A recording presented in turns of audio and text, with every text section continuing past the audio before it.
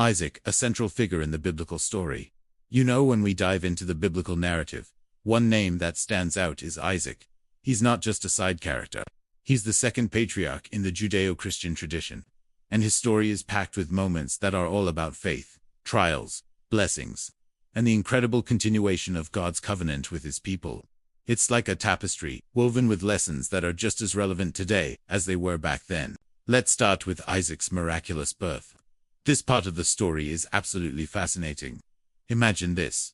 Abraham, who was originally called Abram, received a promise from God that he would be the father of a great nation.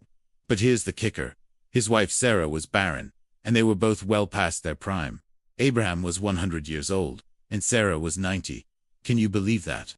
It's like something out of a movie. But God had a plan, and he confirmed his covenant with Abraham, saying he would have a son with Sarah, and that this son would carry on the covenant Genesis 17:19. Now, picture Sarah when she first hears this news. She laughs. I mean, who wouldn't? She thought it was just too far-fetched to be true. But then, when Isaac was born, they named him Isaac, which means he laughs, or laughter. Isn't that just poetic? His birth was like a big, bold stamp of God's supernatural intervention in human history. It wasn't just a normal birth. It was the birth of the child of the promise. This kid's existence was crucial for ensuring that God's plans for Abraham and his descendants would keep unfolding, and that's pretty powerful. Now, let us get into one of the most dramatic moments in Isaac's life: the sacrifice. This event, often referred to as the Akada, or binding in Hebrew, is one that leaves a mark on everyone who hears it. Genesis 22. God tells Abraham to offer his son Isaac as a burnt offering on Mount Moriah. Can you imagine the shock? Here's Isaac, the very heir to the divine promise, and Abraham is asked to sacrifice him. But here's where it gets really interesting. Abraham shows incredible faith. He doesn't hesitate. He prepares to follow through with God's command. And Isaac, he's not just a passive figure in this story. He's carrying the wood for the offering and walking alongside his dad. Talk about trust. At the last moment, just when it looks like the unthinkable is about to happen, an angel of the Lord swoops in and stops Abraham. Instead, they find a ram to offer in Isaac's place. Genesis 22:19. This moment is a cornerstone of biblical theology. It highlights the importance of faith, obedience, and trusting God even when things don't make sense. Many scholars see this as a foreshadowing of Jesus Christ's crucifixion, drawing parallels between the sacrifice of Abraham's son and the ultimate sacrifice of God's son. It's a profound connection that echoes through the ages. Now, let's talk about Isaac's youth and his marriage to Rebekah. This is another significant chapter in his life that carries deep meaning for the continuation of the divine covenant. As Abraham gets older, he sends his servant to find a wife for Isaac among his relatives in Haran. This was super important because Abraham wanted to keep the lineage and faith intact, steering clear of the pagan influences in the region. Genesis 24. So, the servant prays for guidance. And guess what? He finds Rebekah, a kind and virtuous young woman. She accepts the invitation to marry Isaac and heads off to the promised land. Their marriage isn't just a love story. It's a spiritual covenant that ensures the birth of the next heirs of the promise, Esau and Jacob. It's a beautiful reminder of how love and faith can intertwine to fulfill divine plans. After the wedding, Isaac settles in Gerar during a famine in Canaan. Genesis 26. Unlike his father, who fled to Egypt during tough times, Isaac stays put. And here's where it gets interesting. God appears to Isaac and reaffirms the promise made to Abraham, telling him that his descendants would multiply and bless all nations through them. Genesis 26:2. This is a moment of reassurance, showing that God's promises are steadfast, even when life gets tough. But it's not all smooth sailing for Isaac.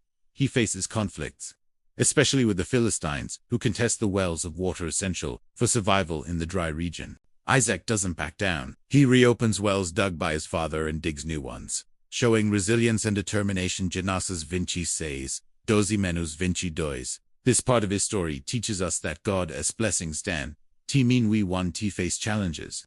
Instead, they empower us to persevere and thrive despite them.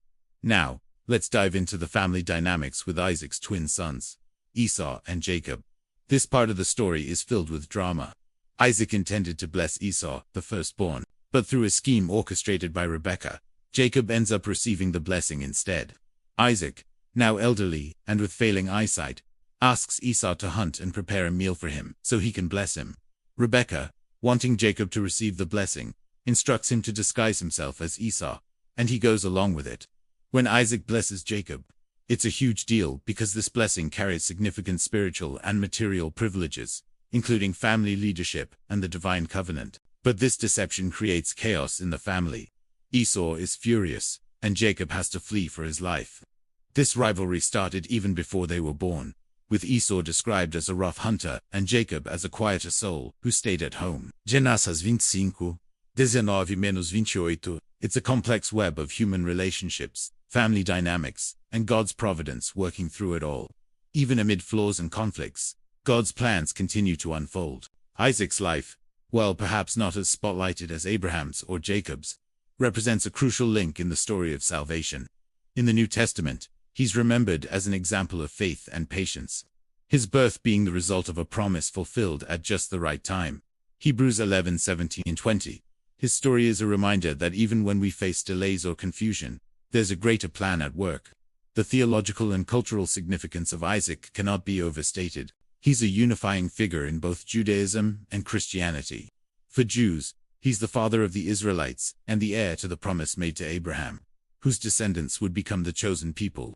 In Christianity, Isaac's story foreshadows Jesus Christ, especially in the context of the sacrifice on Mount Moriah, which points to Jesus' ultimate offering on the cross. Culturally, Isaac embodies the triumph of faith over doubt, obedience to God's call, and the importance of maintaining a covenant with him, no matter the circumstances.